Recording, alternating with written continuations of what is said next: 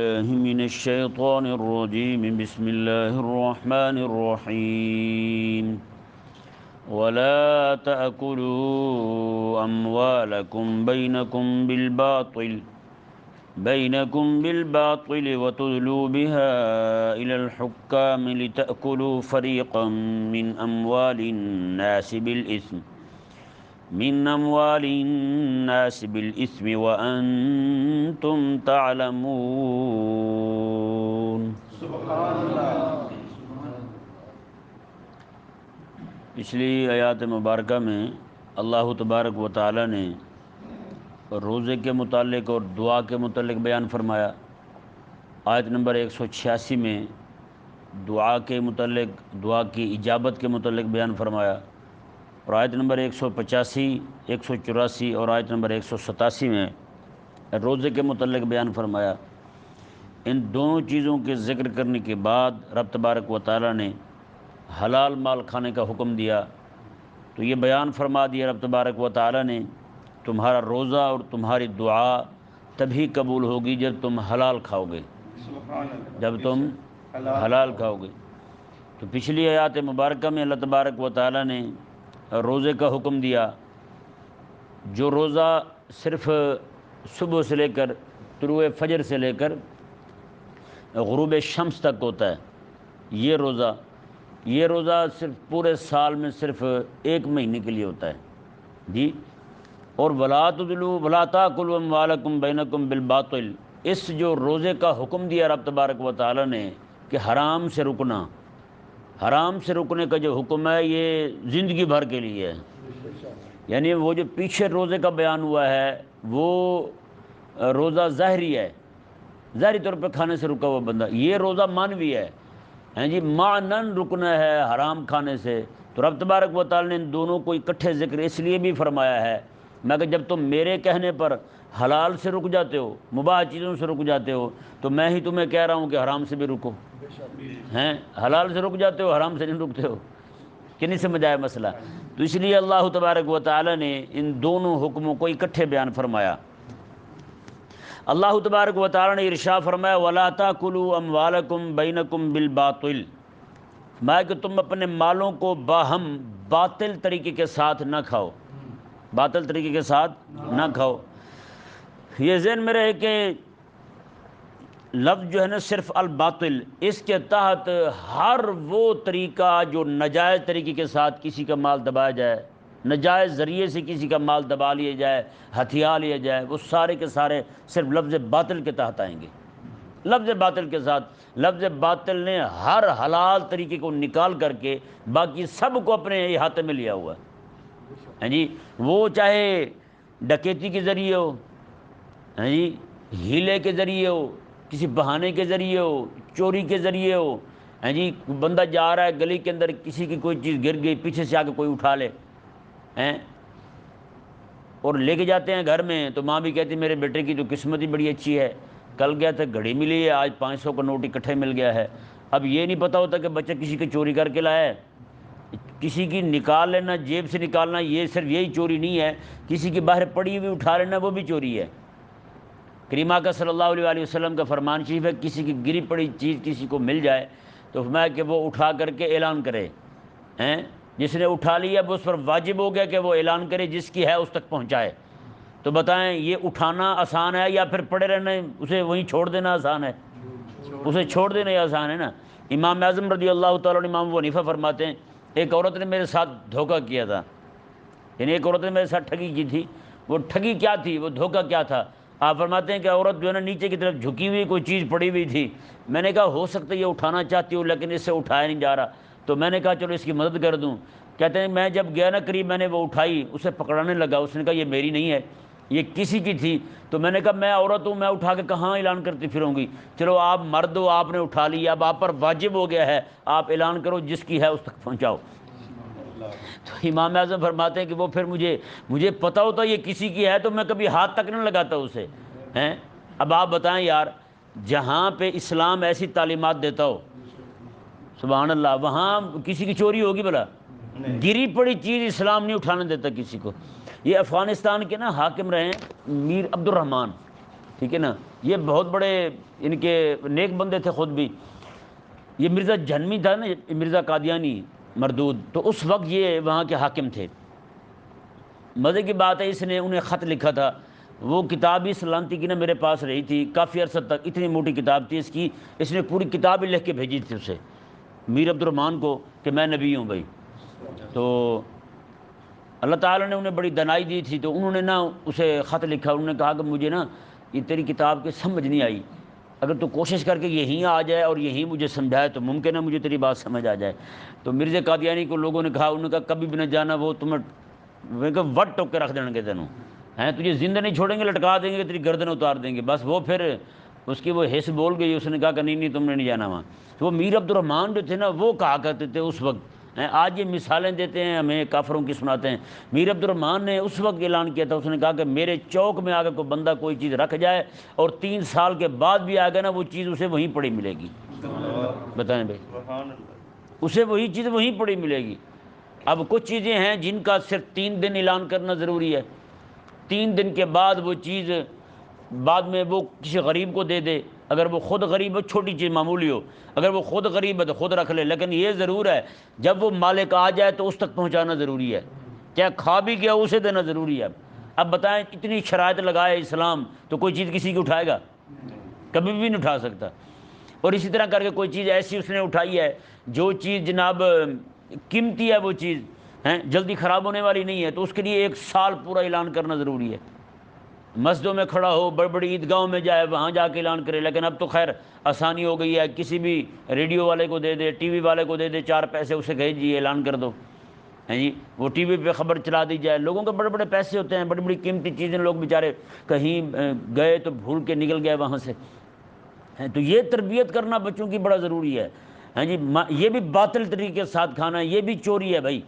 ہاں یہ کوئی حلال نہیں ہے ہمارے لیے، ٹھیک ہے نا. یہ ٹھگی ہے، یہ مسلمان بھائی کے ساتھ ٹھگی ہے، اس کی کسی بھی چیز کو اٹھا لینا. اور اچھا کوئی چیز ایسی ہے جو خراب ہونے والی نہیں ہے تو باہر بھی پھرتے رہے، ضائع ہونے والی نہیں ہے.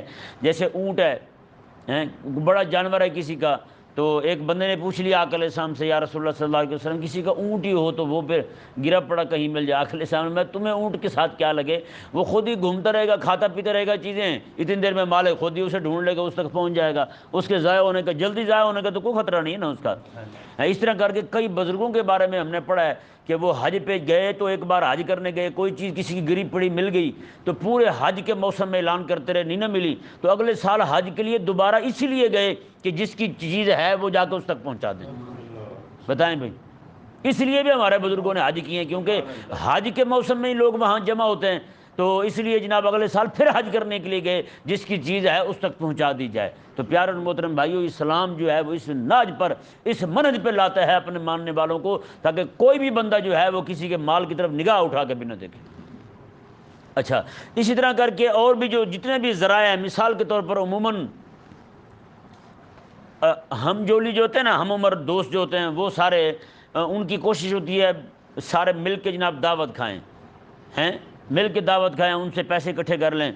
تو ایک بندہ دعوت میں شریک نہیں ہونا چاہتا، اس کو پیسوں کی قلت ہے، یا ویسے ان کی طبیعت ہی ایسی ہے کہ جناب وہ پیسے خرچ نہیں کرنا چاہتا وہ بندہ. تو ایسی صورت کے اندر کسی کو جناب زبردستی اسے زور دے کے اسے کرنا نہیں کہ تم بھی شامل ہو، تم بھی شامل ہو، اس کے پیسے دھکے کے ساتھ اس کے ساتھ نکالے گئے. پتہ ہے آپ کو اس نے راضی خوشی پیسے نہیں دیے، تو وہ بھی پیسے اگرچہ اس نے دے دیے ہیں تو وہ بھی حرام ہیں، حلال پیسے ملا کے بھی حرام کھا رہے ہیں. کریم آقا علیہ السلام کا فرمان شریف ہے، فرمایا آقا علیہ السلام لا یحل مال امرئ مسلم الا بطیب نفسہ. آقا علیہ السلام نے کسی بھی مسلمان کا مال کسی کے لیے حلال نہیں ہے مگر یہ کہ وہ راضی خوشی دے، راضی خوشی دے. اگر جبرن بھی دیا ہے نا، اکراہ کے ساتھ بھی دیا ہے تو وہ بھتا ہے. وہ کیا ہے؟ وہ بھتا ہے، وہ دعوت نہیں ہے. اس طرح کر کے کسی کو بھی فون کر کے دعوت کا کہہ دیتے ہیں آج ہماری دعوت ہے آپ کی طرف، وہ بیچارہ وہ کھلانا اسے کیا، اسے دیکھنا نہیں چاہتا، یہ کہتا میں تجھ سے دعوت کھانا چاہتا ہوں. ایسی دعوت جو ہے عموماً بعض اوقات بچے جو پڑھتے ہیں سکول میں وہ بھی جناب کہتے ہیں جی اکٹھے دعوت کھاتے ہیں، وہ پیسے پھر اکٹھے کرنا شروع کر دیتے ہیں. بھئی وہ نہیں شریک ہونا چاہتے تو نہ شریک کرو، کیوں تم اپنا بھی مال جو ہے نا وہ اپنا کھانا بھی حرام کرتے ہو. اچھا ایک طریقہ یہ ہو گیا، اور ایک طریقہ یہ ہوتا ہے بعض اوقات کو بندہ زیادہ کھاتا ہے، اس کا اس کی نیت کیا ہوتی ہے؟ کسی کے ساتھ شریک ہونے کی، کہ اسے بھی ساتھ ملاؤں، تاکہ یہ بندہ ذرا سست ہے تو میں اس کے ساتھ بیٹھوں گا تو کھانا زیادہ کھا جاؤں گا، ہیں، یہ اچھے والا مال میں کھا جاؤں گا، آلو اس کی قسمت میں اور مرغی کی ٹانگیں میری قسمت میں، ہیں، اچھی چیز میں خود کھا جاؤں گا۔ عموماً کئی سارے لوگ یہ نیت کرتے ہیں، اچھا وہ نیت کر بھی لیں، بعد میں نہ بھی کھائیں تو بھی کھانا حرام ہے ان کے لیے۔ ہاں توبہ کر لیں تو پھر حرام نہیں ہے۔ دو بندے اکٹھے کھا لیں، کھا رہے ہیں، بزرگ فقہاء نے اتنے تک منع کیا ہے، بلکہ حدیث شریف کا بھی مفہوم ہے، میں بھی دو بندے اکٹھے بیٹھے کھا رہے ہیں، کھجوریں کھا رہے ہیں، تو فرمایا کہ اگر وہ ایک ایک کھا رہا ہے ایک بندہ ہے تو دوسرے کے لیے جائز نہیں ہے کہ وہ دو اکٹھی کھا لے، دوسرے کے لیے جائز نہیں کہ وہ اکٹھی دو ہی کھا لے۔ بتائیں، جہاں یار اتنے احکامات ہوں تو وہاں کیسے جائز ہو سکتا ہے، کسی کے لیے حلال ہو سکتا ہے کہ وہ جناب کسی کے پورا حق ہی دبا جائے؟ تو یہ ہر حال میں خیال کرنا ہے ہم نے کہ مسلمان بھائی جو، اچھا دو بندے کھا رہے ہیں نا، دونوں میں جذبہ ایثار ہونا چاہیے۔ جذبہ ایثار یہ ہے کہ مثال کے طور پر کھانے میں بوٹی رکھی ہوئی ہے تو یہ کہے کہ یہ کھا لے، وہ کہے کہ یہ کھا لے، ہیں، یہ والی نیت ہو تو دونوں ثواب پائیں گے، ہیں، لیکن اگر دونوں میں سے ایک کی بھی نیت خراب ہو تو پھر ظاہری بات ہے وہ تو حلال کھاتے ہوئے بھی ناجائز ہی کھا رہا ہے وہ، اور کیا کہیں گے اسے۔ رب تبارک و تعالیٰ نے ارشاد فرمایا وَلَا تَأْكُلُوا أَمْوَالَكُمْ بَيْنَكُمْ بِالْبَاطِلِ، میں کہ تم باطل طریقے کے ساتھ مال نہ کھاؤ۔ اس سے ثابت ہو گیا کہ حلال طریقے کے ساتھ مال کھاؤ، اور حلال طریقے اور ذرائع جتنے بھی بنتے ہیں، مثال کے طور پر تجارت کے ذریعے مال کھانا، تجارت کر کے، خرید و فروخت کر کے، کوئی چیز بیچ کر کوئی لے کر کے مال کھانا، وہ بھی حلال ہے۔ کوئی تحفہ آ جائے کہیں سے، کوئی ہدیہ آ جائے کہیں سے، کسی کو نذرانہ مل جائے، یہ چیزیں جو ہیں وہ ساری کی ساری یہ کھانی حلال ہیں بندے مومن کے لیے۔ اور آگے رب تبارک و تعالیٰ نے ارشاد میں وَلَا تُدْلُوا بِهَا إِلَى الْحُكَّامِ، اور تم اپنا مال حکام کے پاس بھی نہ لے جاؤ، اپنا مال حکام کے پاس بھی نہ لے جاؤ، حاکموں کے پاس، حکمرانوں کے پاس۔ لِتَأْكُلُوا فَرِيقًا مِّنْ أَمْوَالِ النَّاسِ بِالْإِثْمِ، کہ تم ایک گروہ کا مال کھا جاؤ، کہ ایک گروہ جو ہے وہ لوگوں کا مال کھا جائے، بالاسم، گناہ کے ذریعے۔ کس کے ذریعے؟ گناہ کے ذریعے۔ وَأَنْتُمْ تَعْلَمُونَ، حالانکہ تم جانتے ہو۔ یہ ذہن میں رہے، یہ تدلو جو ہے نا یہ ادلاء سے بنا ہے، ادلاءن، یہ عربی زبان کا لفظ ہے ادلاءن۔ اس کا معنی ویسے ہوتا ہے ڈول لٹکانا، کنویں کے اندر ڈول، دلون، یہ دلون سے ماخوذ ہے، اصل اس کا معنی لفظ جو ہے نا وہ دلون ہے، دلون سے ادلاءن بنا ہے۔ تو وہ ادلاء کا معنی جو ہے نا وہ ہے کنویں میں ڈول لٹکا کے اس سے پانی کھینچنا، کنویں میں ڈول لٹکا کے اس سے پانی کھینچنا، اسے کہتے ہیں ادلاء۔ کیا کہتے ہیں؟ ادلاء۔ اور ڈول کو کہتے ہیں دلون، ٹھیک ہے جی۔ تو رب تبارک و تعالیٰ نے اب یہاں پہ کیا معنی مراد ہے؟ اب جیسے کنویں میں ڈول لٹکا کے پانی کھینچتے ہیں نا، فرمایا رب تبارک و تعالیٰ نے تم کہیں یہ نہ ہو کہ حکمرانوں کو کچھ مال دے کر بطور رشوت، تو فرمایا کہ ان سے تم لوگوں کے مال کھاؤ، لوگوں کے مال کھاؤ تم ان کو رشوت دے کر۔ ہوتا یہ نہیں ہوتا آج کل، ہیں جی، حکمران جو ہوتے ہیں، بڑے افسر جو ہوتے ہیں، ان کے پاس لوگ جاتے ہیں، ان کو جا کے پیسے دیتے ہیں، پیسے دینے کے بعد پھر لوگوں کی چیزیں قبضہ کر لیتے ہیں، لوگوں کی چیزیں ہتھیا لیتے ہیں۔ وہ حاکم وہ جو ہوتے ہیں وہ بھی کہتے ہیں چل ٹھیک ہے بھی اتنی زمین پہ قبضہ کر جاتا ہوں، اتنی چیز تو لے جاتا ہوں، ہیں، وہ پھر دبا جاتے ہیں۔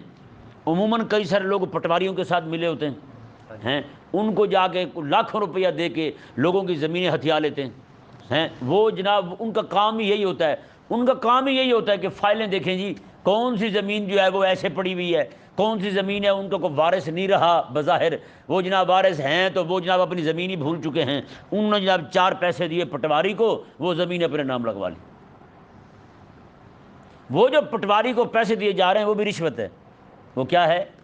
رشوت ہے۔ یہاں تک فرمایا گیا ہماری شرع مبارکہ کے اندر کہ کوئی بھی بندہ جو حاکم ہے نا، حاکم بننے کے بعد، اس سے پہلے وہ الگ بات ہے، حاکم بننے سے پہلے، افسر بننے سے پہلے، سرکاری نوکری آنے سے پہلے، وہ اس کے جو رشتہ دار تھے، اس کے جو دوست تھے، ان کے ہاں اس کے لیے دعوت کھانا جائز ہے۔ سرکاری عہدہ آنے کے بعد اس کے لیے کسی اور کے گھر میں دعوت کھانا اور اس سے تحفہ قبول کرنا بھی جائز نہیں ہے۔ یہ بھی رشوت ہے، یہ بھی رشوت ہے۔ کہ نہیں سمجھ آیا مسئلہ؟ ایک قاضی تھے بہت بڑے، ان کا طریقہ یہ تھا کہ وہ کسی سے کچھ بھی نہیں لیتے تھے، کوئی تحفہ نہیں لیتے تھے۔ وہ کہتے تھے کہ آج میں کسی سے تحفہ لے لوں گا تو کل کو لوگ مجھے کہیں گے جی ہمارا فیصلہ کرو ہمارے حق میں ہیں۔ تو ظاہری بات ہے کہ الاحسان یقطع اللسان، احسان جو ہے وہ تو بندے کی زبان کاٹ دیتا ہے، وہ تو پھر اس اپنے خلاف فیصلہ نہیں نہ ہونے دیتا۔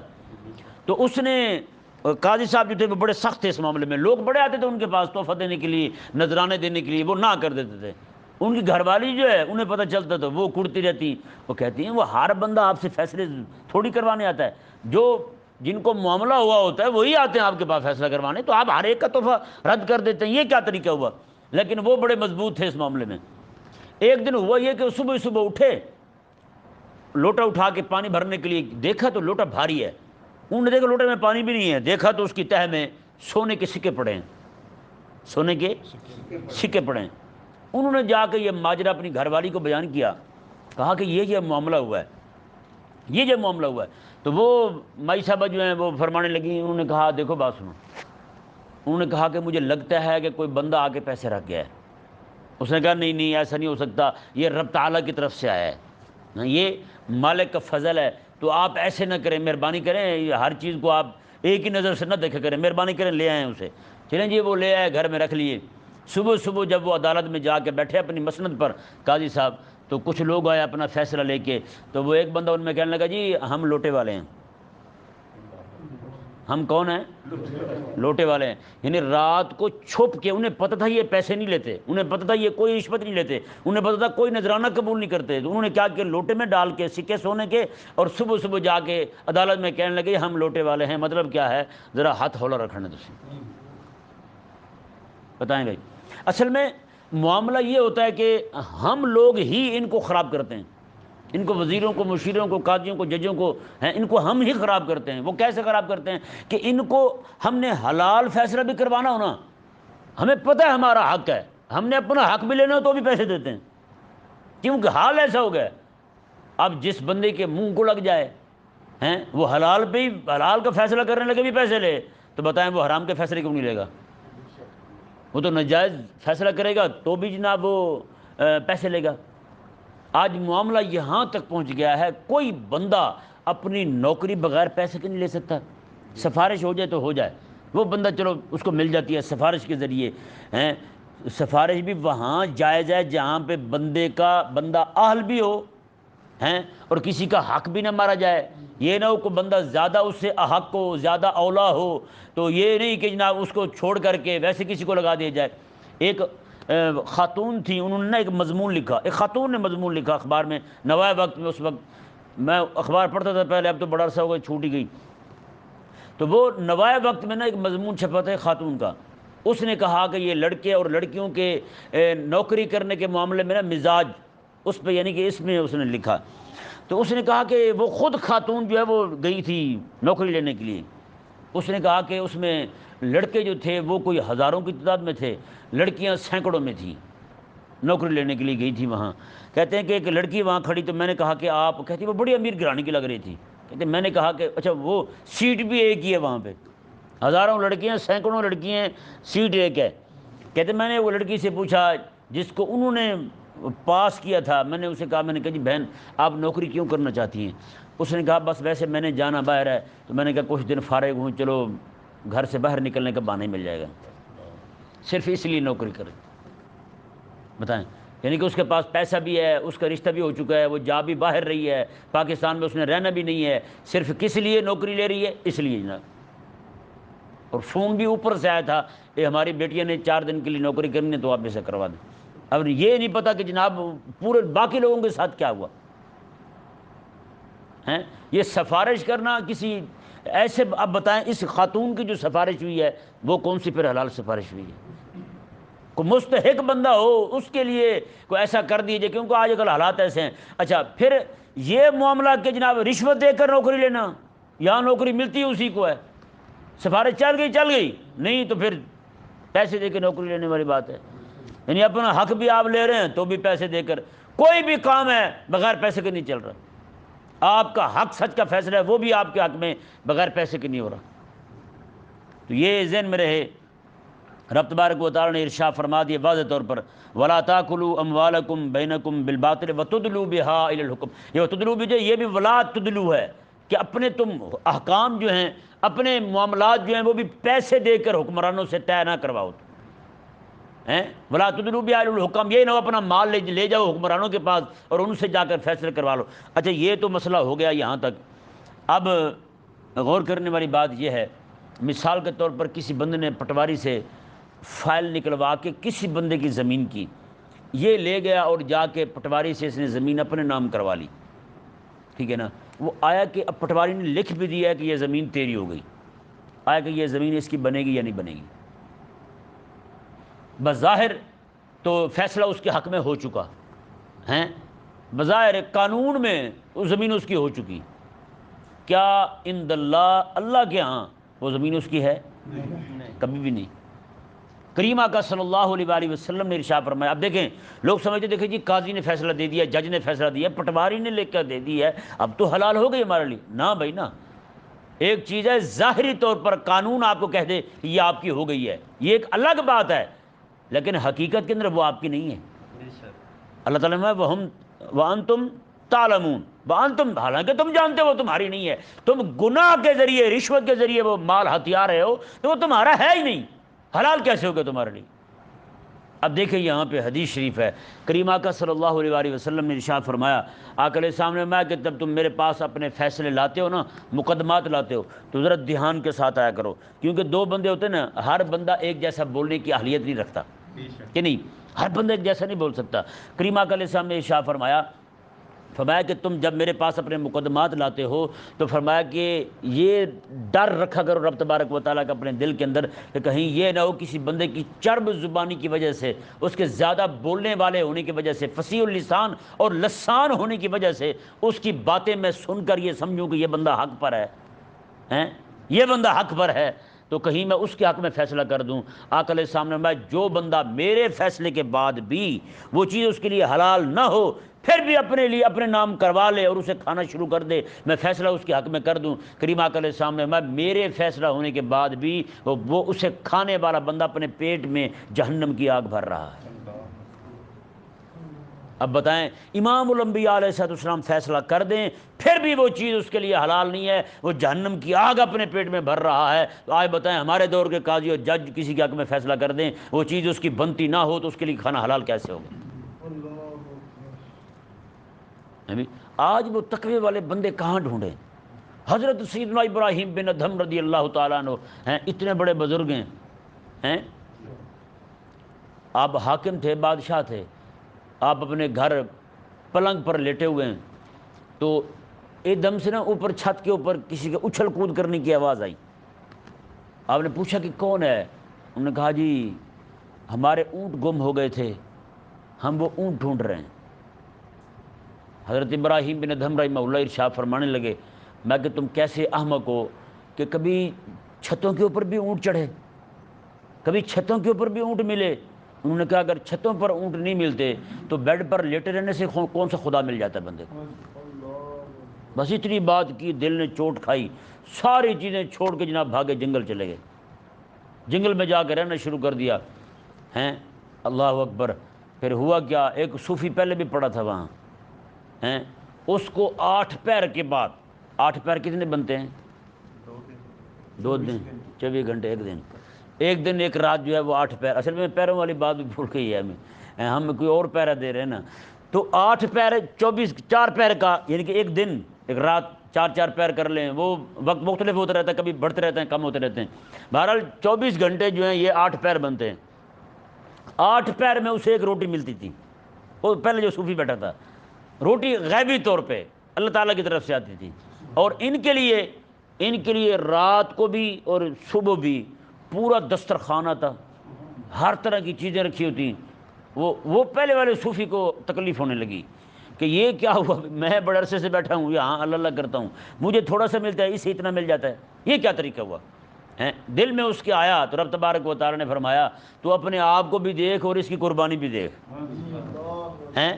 فرمایا تو ایسے ملنگ فقیر تھا، تو آ کے یہاں بیٹھ گیا تو ہم نے کرم فرمایا کہ تجھے روٹی دینی شروع کر دی، چلو یہاں ہمارا ذکر کر رہا ہے تو فارغ نہ رہے، بھوکا نہ رہے، تجھے حاجت نہ پڑے کہیں جا کے کام کرنے کی۔ فرمایا اسے دیکھ یہ تو پوری حکومت چھوڑ کے آیا بیٹھا ہے۔ فرمایا کہ یہ بادشاہ تھا تو ہمارے دروازے پہ آ گیا، ہم اس کی دعوت بھی تو میں بادشاہ والی کریں گے نا کہ نہیں؟ فرمایا تجھے اس کے ساتھ کیوں جلن ہونے لگی بھائی؟ تو یہی ابراہیم بن ادھم رحمہ اللہ کے پاس ایک بندہ آ گیا، آپ کو پتہ ہے بندے جو ہوتے ہیں میں سمجھانے والے، یہ کپڑے سی رہے ہیں اپنی گدڑی، وہ جو نیچے بچھاتے تھے، سردی لگی تو اوپر لے لی، لیٹے تو رات کو نیچے بچھا لی، تو وہ گدڑی جو ہے نا وہ سی رہے تھے۔ ایک بندہ آیا کہنے لگا جی اچھی بھلی آپ کی حکومت تھی، ساری آپ نے چھوڑ دی ہے، تباہ کر دی ہے، اور یہاں بیٹھے جناب آپ فقیروں کی طرح بیٹھے ہوئے ہیں۔ آپ نے میں اچھا آپ کے ہاتھ میں سوئی تھی جس کے ساتھ وہ سی رہے تھے، آپ نے وہ سوئی دریا میں پھینکی، کہا کہ مچھلیوں میری سوئی واپس کرو۔ اتنے کہا جتنی مچھلیاں تھیں سب کے منہ میں سونے کی سوئیاں باہر منہ کر لیا انہوں نے۔ اب میں نہیں مجھے میری چاہیے۔ پھر ایک مچھلی باہر نکلی وہ لے آئی، آپ نے میں یار بتا وہاں لوگ ڈر کے مارے میری اطاعت کرتے تھے، یہاں سارے مجھے خوش کرنے کے لیے میری بات مانتے ہیں، میرے لیے وہ بہتر ہے یا یہ بہتر ہے۔ وہ ابراہیم بن ادھم رحمہ اللہ اتنا عرصہ باہر ہی رہے جنگلوں میں۔ ایک بندے نے آ کے پوچھا، اس نے کہا حضرت آپ آتے کیوں نہیں ہیں شہر میں، آپ ادھر ہی رہتے ہیں، چلو حکومت چھوڑ دیا کم از کم شہر تو نہ چھوڑیں۔ مدنی زندگی ہر انسان بطور طبیعت مدنی ہے، مدنی و طبع پیدا ہوا۔ مدنی مطلب اسے کہتے ہیں جو لوگوں کے اندر رہنا پسند کرے، اکیلے رہنا پسند نہ کرے۔ اللہ اکبر۔ اگل دن ایک ویڈیو مجھے بھیجی ہے، ایک بابا ہے جی بلوچستان کے علاقے میں، وہ کو بابا 40 سال کا عرصہ انہوں نے بتایا کہ وہ 40 سال سے جنگلوں میں رہ رہا ہے، جنگل میں اکیلے رہتا ہے بابا، تنہا رہتا ہے وہاں۔ وہ خود ہی وہاں پہ لوگ آتے ہیں ملنے کے لیے، رشتہ دار اس کے پاس کچھ نہ کچھ دے جاتے ہیں اسے، وہ وہی کھاتا رہتا ہے۔ وہ کہتا ہے جی میں صرف یہاں پہ رب کا قرآن پڑھتا ہوں، بس اس کے علاوہ کچھ بھی نہیں کرتا ہوں، قرآن پڑھتا ہوں۔ کہتا میں قرآن پڑھتا ہوں نا، وہ بابا کہہ رہا تھا، کہتا میں قرآن پڑھتا ہوں مجھے جنت ایسے دکھائی دیتی جیسے یہ درخت کھڑا ہو، ایسے جنت دکھائی دیتی ہے۔ اچھا اس کے بیان کے بعد انہوں نے ڈاکٹروں کا بیان چلایا، ڈاکٹر لے گئے بندے بھی اسے چیک کرو، انہوں نے کہا بابے کے دماغ میں خلل واقع ہو گیا ہے۔ میں خلل تیرے دماغ میں ہے، وہ سارا کوئی چھوڑ چھاڑ کے وہاں بیٹھا ہے، وہاں بیٹھا ہے، وہ کچھ بھی نہیں ہے پاس، دور دراز تک کچھ نظر نہیں آتی، اکیلے بیٹھا ہے بابا وہاں، کہتا ہے اللہ اللہ کرتا رہتا ہے اور صرف رب کا قرآن پڑھتا رہتا ہے، بس کچھ بھی نہیں ہے اس کے پاس۔ تو اس کا کہتا ہے اس کے دماغ میں خلل ہو گیا ہے، اس لیے اللہ تعالیٰ کے ذکر میں مصروف ہو گئے، قرآن اس لیے پڑھتے کہ دماغ میں خلل ہو گئے۔ تو ابراہیم بن ادھم رحمہ اللہ کو 70 سال ہو گئے تھے جنگل میں رہتے ہوئے۔ ایک بندے نے پوچھا حضرت آپ شہر میں کیوں نہیں آتے؟ آپ پتہ کیا فرمانے لگے؟ آپ فرمانے لگے یار شہر میں ہر بندے کا کھانا حرام نہیں کہا، میں مشتبہ ہو گیا ہے، ہر بندے کا کھانا مشکوک ہے، تو میں کیسے وہاں رہوں؟ کہیں یہ نہ ہو میں بھی مشکوک کھانا کھاؤں اور میرے دل سے رب تبارک و تعالیٰ کے ذکر کی جو لذت ہے میں اس سے محروم ہو جاؤں۔ بتائیں یار آج ہمارا کھانا کہاں جا پہنچا ہے، ہمیں تو پتہ بھی نہیں ہم کون سا کھانا کھا رہے ہیں اور کس طرح کا کھا رہے ہیں۔ اللہ اکبر۔ رب تبارک و تعالیٰ نے یہ واضح ارشاد فرما دیا کہ تم فرمایا کہ اپنا مال حکمرانوں کے پاس نہ لے جاؤ کہ تم انہیں بطور رشوت کے دے کر کے پھر تم لوگوں کا مال ہتھیا لو، جی بالاسم میں گناہ کے ساتھ تم ان کا مال ہتھیا لو، وَأَنْتُمْ تَعْلَمُونَ حالانکہ تم جانتے ہو کہ ایسا کرنا تمہارے لیے ٹھیک نہیں ہے۔ حضرت سیدنا مولا علی رضی اللہ تعالیٰ عنہ آپ کے پاس ایک عورت کا مقدمہ لے کر آئے، جی وہ 2 گواہ بنے ہوئے تھے جھوٹے، اور وہ عورت جو تھی وہ بھی یعنی کہ منکوحہ نہیں تھی، اس کا کہیں نکاح نہیں ہوا تھا، وہ گواہ بن کے آئے اس کے جھوٹے، انہوں نے کہا جی اس کا نکاح ہو گیا ہے، جی اس کا نکاح ہو گیا ہے۔ حضرت سیدنا مولا علی رضی اللہ تعالیٰ عنہ وہ اس کے پاس پہنچے تو آپ رضی اللہ تعالیٰ عنہ نے ظاہر پر فیصلہ فرمایا، یہ چونکہ عقود میں سے آتا ہے نکاح، عقود اور فسوق جو ہیں وہ فیصلے کے ساتھ ظاہراً اور باطناً نافذ ہو جاتے ہیں، اس کا فیصلہ ظاہراً بھی نافذ ہو جاتا ہے اور باطناً بھی نافذ۔ آپ صرف اتنا سمجھیں، مزید میں بات کو کھولوں گا نا وہ بات لمبی چلی جائے گی، ہو سکتا ہے میں سنبھال بھی نہ پاؤں اس وقت۔ آپ نے فرمایا کہ یہ جو ہے نا تمہارا معاملہ جو بھی ہوا ہے نکاح تیرا ہو گیا ہے، نکاح تیرا ہو گیا۔ اگر اس کا نکاح پہلے ہوا ہوتا میں یہ تیرے جھوٹے 2 گواہ ہیں نا، انہوں نے فیصلہ نکاح کر دیا تیرا، انہوں نے نکاح کر دیا ہے۔ اب دیکھیں بعض اوقات ہوتا یہ ہے کہ ڈراموں میں فلموں میں جھوٹ موٹ کا نکاح پڑھاتے ہیں، کیا کرتے ہیں؟ جھوٹ موٹ کا نکاح پڑھاتے ہیں اور جھوٹی موٹی طلاق بھی دیتے ہیں، ہیں۔ اور ایک بڑے عرصہ پہلے ایک معاملہ بنا تھا، وہ میاں بیوی تھے، انہوں نے فلم کے اندر طلاق دے دی، ڈرامہ تھا یہ، شاید فلم تھی، اللہ عالم کیا تھا، انہوں نے طلاق دے دی۔ تو اب وہ معاملہ جب پہنچا علماء کے پاس تو انہوں نے کہا بھی طلاق تمہاری ہو گئی۔ انہوں نے کہا ہم نے تو بطور ڈرامہ طلاق دی تھی، وہ تو ڈرامہ تھا۔ انہوں نے کہا تمہیں پتہ نہیں ہے، مولا علی رضی اللہ تعالیٰ نے ارشاد فرماتے ہیں رب تبارک و تعالیٰ کہ یہ جو معاملات ہیں نا عقود اور فسوق، میں ان میں نہ مذاق چلتا ہے نہ سنجیدہ پن چلتا ہے، ان میں مذاق بھی سنجیدہ پن ہے، سنجیدہ پن چلتا ہے، میں اس میں مذاق بھی سنجیدہ پن ہے۔ کسی نے یہ کہہ دیا کہ میں نے اپنی بیٹی کا نکاح تیرے ساتھ کیا، وہ کھڑا ڈرامے میں نکاح ہو جائے گا، نکاح ہو گیا، کہ نہیں سمجھ آیا مسئلہ؟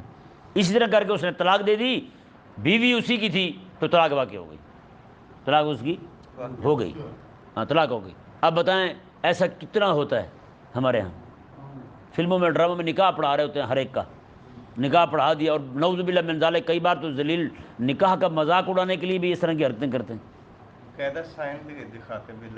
سارا کچھ کر دیتے ہیں۔ اچھا منہ سے نہ بھی بولے نا، اکیلے 10 خط ہو جائے نکاح پھر بھی ہو جاتا ہے، کیونکہ القلم احد اللسانین، کہ زبان جو ہے، یہ قلم جو ہے یہ بھی ایک زبان ہے، قلم بھی زبان ہے، جو چیز منہ سے بولتے ہیں نا وہی چیز منہ بند کر لیں تو قلم سے لکھ لیتے ہیں ہم، منہ میں زبان میں جو آ رہا ہے وہ بھی دل سے آ رہا ہے باہر، ضمیر سے آ رہا ہے باہر، اور جو کچھ جو ہے وہ قلم سے آ رہا ہے وہ بھی اندر سے باہر آ رہا ہے۔ تو کوئی بندہ یہ کہے جی نہیں جی اس نے 10 خط نہیں کیے تھے، اس نے صرف زبان سے کہا تھا، یا کہے جی میں نے زبان سے کہا تھا 10 خط نہیں کیے تھے، تو پھر ایسا کیسے ہوگا؟ نہ زبان سے کر دیں یا قلم سے کر دیں، دونوں کا حکم ایک ہی ہے۔ اللہ تبارک و تعالی ہمیں سمجھنے کی توفیق عطا فرمائے۔